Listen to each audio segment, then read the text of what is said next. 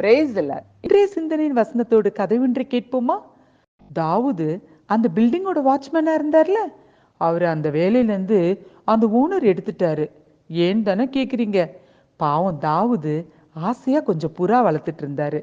ஆனால் அந்த பில்டிங்கில் இருக்கவங்க அந்த புறா ஜன்னல்ல வந்து உட்காரனால எங்கள் ஜன்னல் எல்லாம் ஸ்பாயில் ஆகுது அப்படின்னு ரிப்போர்ட் பண்ணிட்டாங்க. அதனால தான் அவர் இப்போ வேலையை விட்டு எடுத்துட்டாங்க. தாவூதுக்கு என்ன பண்ணுறதுன்னு தெரில.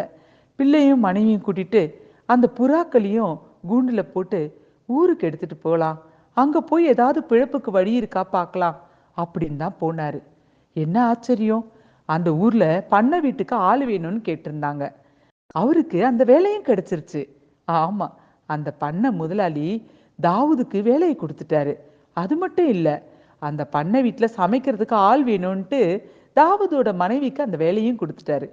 இதோடவா, அந்த புறாக்களை பார்த்தோன்னா அவருக்கு ரொம்ப பிடிச்சி போச்சு. புறா வளர்த்துக்கிறதுக்கு ஒரு இடத்தையும் கொடுத்துட்டாரு. அப்புறம் கரும்பு தின்ன கூலியா வேணும்? தாவூதுக்கு ரொம்பவே சந்தோஷமாயிட்டாரு.